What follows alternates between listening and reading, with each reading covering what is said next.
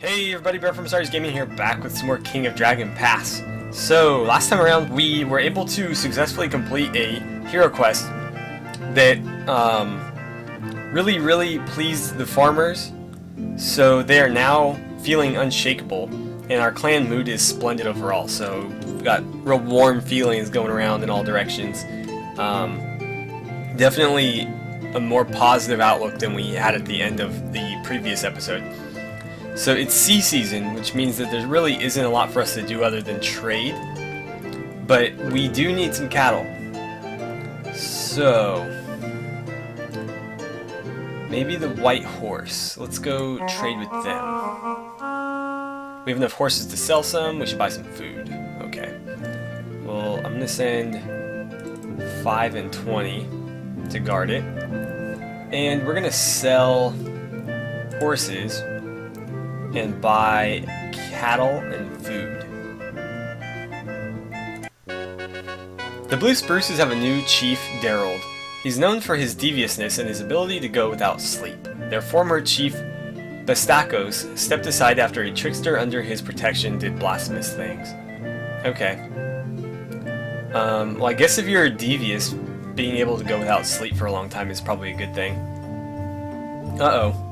Warriors of the Fire Quartz clan burst into the stead of Harmas, one of your prominent carls. They beat him severely and slashed him with their swords. They also hurt his wife, Liz Melder, when she tried to intervene. They flee before other defenders can rouse to fight them. Liz Melder says they are taking vengeance on Harmas for beating one of their clansmates after a drunken meeting in the forest lands outside Utula. Do something that doesn't delay the planting. Although the people want to see Harmas attackers pay for what they have done, they will be satisfied if we can convince Harmas to forgive their crimes. This will keep our already bad relations with the Fire Quartz from worsening. I thought we were allies with them. He's away. The nastiest revenge is not always the bloodiest. We aren't ready to smash them yet. And let's see, the situation calls for the Greybeards and the Brown, and okay. Launch a legal claim, launch a punitive raid against the Fire Quartz clan. Let's launch a legal claim. Who's really good at custom? I feel like they're probably the best choice. He's really good at custom. He argued well, but the Vengeance Takers clan ring refused to consider the merits of our case and sided with their kin. Well, of course they did. So the farmers are... I guess they were shakeable because now they're just confident. But at least we're still in an upbeat mood. So we've got somebody out trading. We could send an emissary somewhere. Better off on our own. Yeah, we are allied with the Fire Quartz. What's going on there? Let's send an emissary.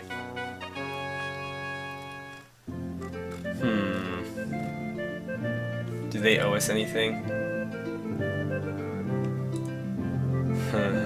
They owe us a favor. Let's claim our favor from these guys. We need cattle. You're excellent bargaining, so we'll send you. Send a couple more footmen to guard you. And that should be fine.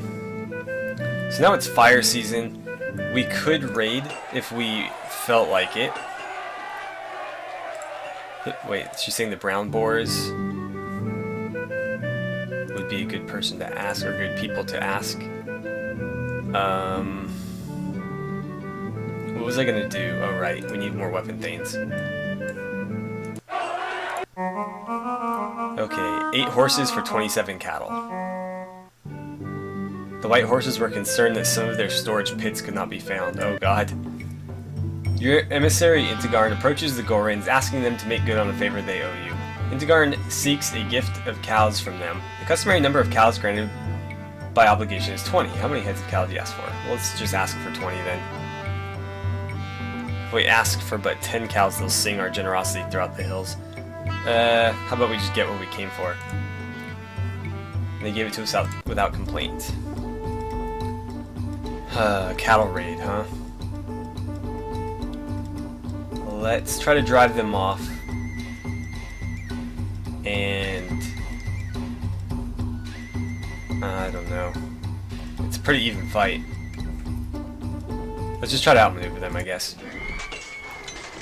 Let's see. The clash ended quickly. Their magic was stronger than ours, but we quickly rallied. We drove them off, and they didn't plunder our Tula, so that's good. Still fire season, so now that we have some more weapon things, we are going to... Oh, a lot of them are just away. Whoops. 20, we'll send 180 footmen and 40 auxiliaries. We're going to hit the molding again. We're going to try to drive them out of here if we can. Let's see, plunder. Could go for kills. Let's go for kills here. Alright, so the molding charge hit us before we could reach advantageous ground. It was a short, nasty battle. Their magic dealt us a mighty blow. We were driven off the battlefield. We only took one loss, though, and it was just a wound. They took a lot more losses, so even though we were driven off, we kind of, did what we came to do, which was inflict casualties. And now it's Earth season, so no more raiding for us. We could trade some more. He wants me to buy cattle. Though we could if we enlarged our Asari's temple. That might be worth doing. We don't have a temple, so let's make a sacrifice. We could sacrifice a thrall. Some goods. Let's do that. Spare grain ritual. Shalana Roy spoke to me in a vision. She was unhappy that we didn't heed her advice not to raid. She is too merciful to curse us, but she will not be giving us her special blessing either. I don't remember that advice.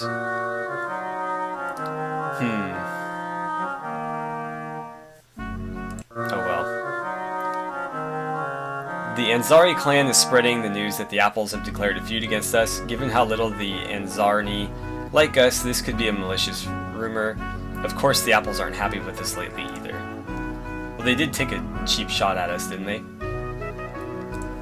Let's build a shrine to that. Cost is 10, we have enough. Arnbord, the willful child of well-liked Carls, has a history of making trouble, but now he has done the unthinkable. He has desecrated your Lankor Mai temple, throwing cow dung all over the holy shrines. When asked why he would do such a thing, he only shrugs. His parents are beside themselves with shame and anger. The God-talkers conduct the usual rites to restore the balance of the temple. What do these guys say? This has made the people very unhappy. Only the banishment of the spirits that afflict the boy will cheer them up. Okay. Arnborn has always been a handful, but he has never done anything as bad as this. There can be no forgiveness for such a shocking act. Desecrating a temple is an awful crime, but he has not yet been initiated and is not responsible for his actions. This will bring chaos upon us. How could he do such a thing? Whatever the rest of you decide, he doesn't care. He's the trickster. Let's see if he's possessed. I like how he just left it in he didn't fling it all over. He just left it in tightly coiled piles on the ground. Shamans heed your call. For the low price of 15 cows, they will test the boy. Of course, sure. He was not possessed, he was just a very bad child. Great. Well, our crops did very well this year, so there's that. We can fit some more trade partners in now that our Asari's temple is slightly larger. And since it's dark season, there's not a whole lot else we can do, so let's try to send out a caravan and maybe interest the White Horse in a little bit more lasting trade partnership. So where are they? All the way at the bottom there. Let's establish a trade route. And we got a lot of food. We could give them some food. I don't think we should, though. Is there anything I can give them? Oh, I can't bring anything anyways, right? Yeah, they don't want to travel. Well, we'll try again.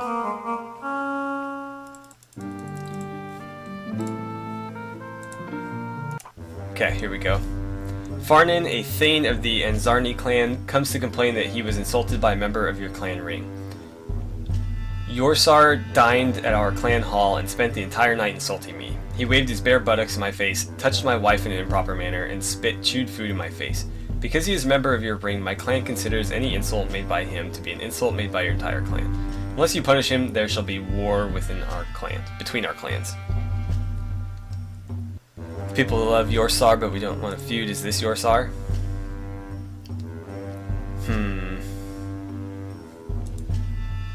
Remove him from the ring. Farnan is very bullheaded. He will be hard to convince of anything. A trickster's insults bring dishonor only to those foolish enough to take them seriously. I'm in a mind with him. I tend to agree with that. A duel will make things worse. Let's see. Aramal's japes often made fights worse. Once, for example, he helped the dwarves kill many elves with a thing called death, and he did it for a laugh. I'm gonna try to convince him not to take... He's a trickster, it's what he does. After much discussion, he agreed that no one would think his honor besmirched by a mere trickster's mockery, especially if he paid no mind to it himself. Good, so it worked out, and we got a little bit of a mood bonus for it. We're trying to establish a new trade route, so hopefully that happens fairly soon. We don't have anybody exploring. Let's send somebody out here. Go 2 and 10 as we always do. We'll let him take charge. And let's go down here by the Green Wings. The tribute due from the White Horses has not arrived. When our patrols find a traveling Thane of the White Horse clan, Korang, they bring him before the clan ring. When asked why our yearly gift is not here, Korang says he is not on his clan's ring and cannot truly speak for them.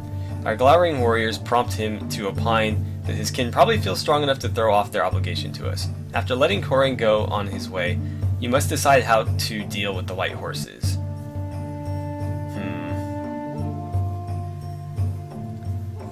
I thought we didn't request them to tribute annually. What? We need those gifts. It's folly to expect them to pay tribute forever. We have profited well. I tend to agree with that too. I honestly only wanted like reparations for them attacking us. I think they were the ones that attacked us. Field about as many fighters as we do, we could risk a punitive raid or just try to outbluff them. Try a peaceful solution first. I think we just let's let it be. They're our allies. Alright, so couldn't convince them. They have more horses than we do. Uh-oh. We're gonna use Humak's Raven Banner right now. And we're gonna try to kill as many as possible because we're guaranteed the victory here. Let's see, although the Moldings tried to hold us off with missiles, we maneuvered well and fell on their flanks. None of the weapon thanes want to carry the banner. Do you want a ring member to carry it?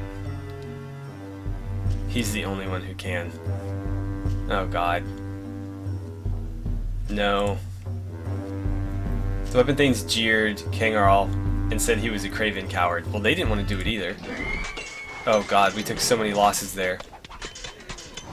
We drove them off, but we got slaughtered in the process. Jeez. Well, time to go recruit some more people.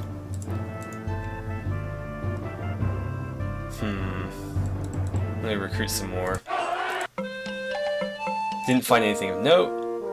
Heard from my contacts in Gorin that the Pharaoh had sent his lackeys into Dragon Pass searching for his son by a troll wife, but had been unsuccessful. Disturbing news. I had hoped we were far enough away from the Pharaoh, but good news because his agents failed. Could not afford to make the proper sacrifices to Barntar, and our shrine has fallen into disrepair. Currently maintaining our shrines. Ooh, yeah, we're spending a little bit too much on that. Let's allocate some magic. We'll leave 3 in reserve. I think that'll be enough.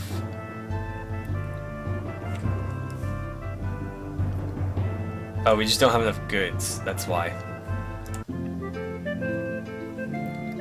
Everybody's happy, confident, feeling secure. Awesome. So, what were we working on? We need another trade partner, so let's send a caravan to the wolves. Maybe they'll consider our offer. Being allies in this game doesn't seem to benefit you much, though. They don't really do anything other than occasionally help you fight. Too many hunters for the wild land they can hunt in. We could either let some of our pastures return to woods, or reassign hunters as farmers. Okay. If I ever get a chance to, I will. Priestesses of Shalana Arroy from many different clans have gathered together to pay homage to their goddess. As part of their devotions, they are traveling to various tulas and offering to heal the sick and wounded. They ask only that you promise to aid them in the future when your help is needed. The more people they heal, the greater the favor they will ask. The people are honored by their visit.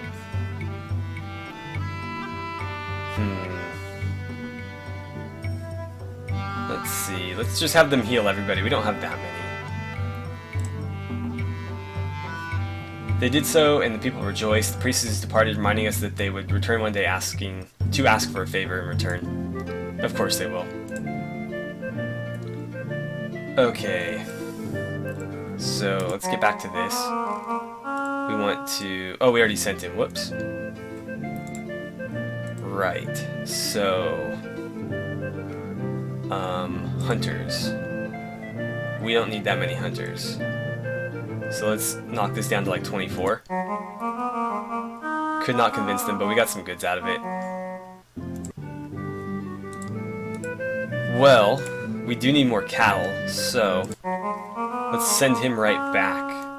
But this time we're going to send him with some horses to buy some cattle. Okay, we're being raided by the brown boars. Luckily our patrol spotted them, and all 27 weapon thanes met them, as well as 141 of our footmen. We'll use some magic. We've got a bunch. We're going to try to drive them off and outmaneuver them. Wow, we took a lot of losses there. We lost that one. Okay. Jeez. I mean, we inflicted a decent amount of casualties, but they inflicted just as many, if not slightly more. Apparently our magic didn't do anything. Oh good, we're getting attacked again.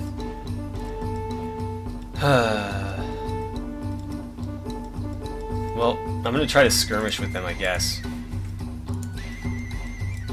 Alright, the horse spawn had to charge through a devastating hail of missile fire. The horse spawn are repeatedly smashing into our lines at full gallop, then retreating only to turn and charge again. Intigarn and a number of other warriors are momentarily close to a group of horse spawn. What should they do? Direct our skirmishers, fight bravely, lead a group of warriors to outflank them. Let's try to outflank them.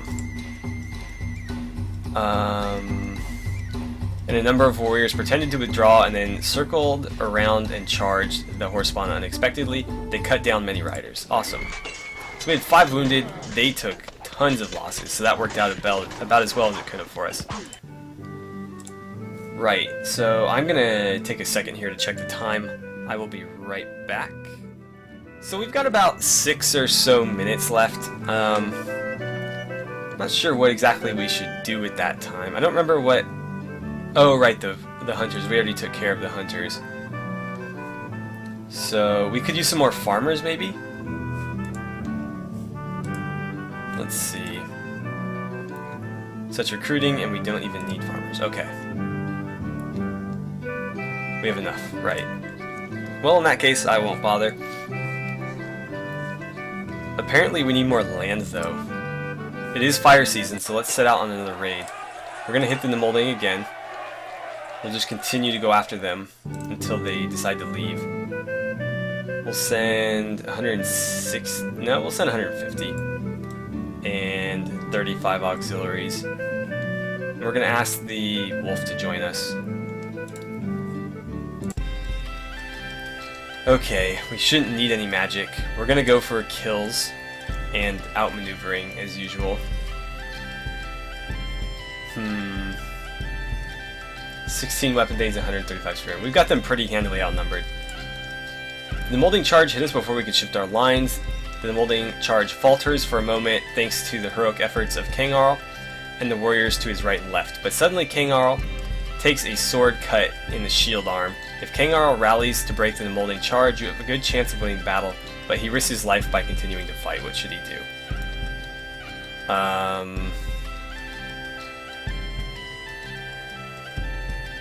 He could fight to our auxiliaries to get healing.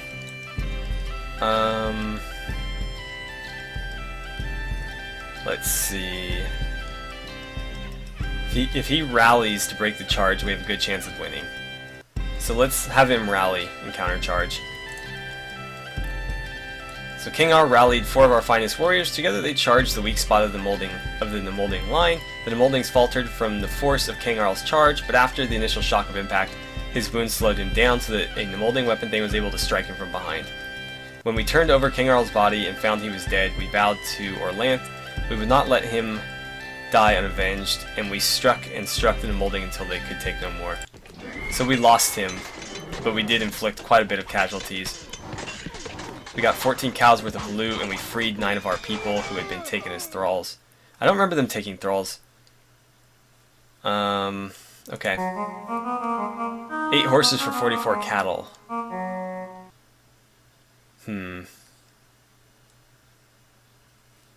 Okay. Let's try to talk to their chief again about maybe, forming like a lasting trade agreement. I think we want somebody with better custom though. Let's try custom instead of bargaining. I think bargaining is only good for buying and selling. We'll send him instead. We'll see how that goes. A milk-white calf has been born into the herd of one of your Carls, Orendal. The white calf is considered a creature of great good omen.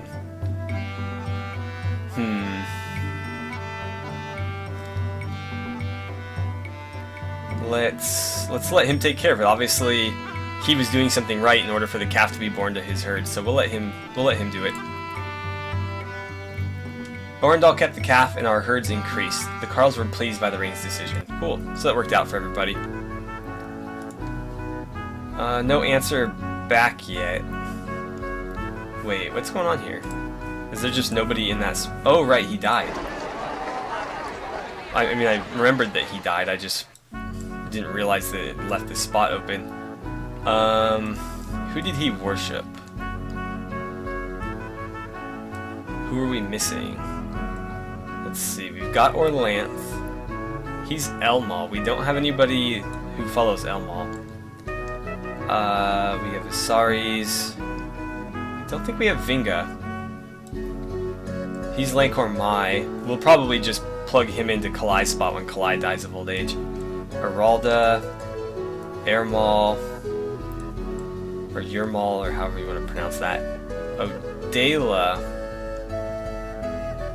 I think he was worshipping Odela. We might not have anybody worshipping Odela. Orlanth, Aralda, Barntar, Lankor Mai, Jareen, or sorry, not Jareen, Ernalda, Isaris, Shalana, Arroy. So we don't have a healer, do we? He's a little bit young, though. She's actually too young, too. What did she say? The ring needs the person who knows the most hurting. That person is me.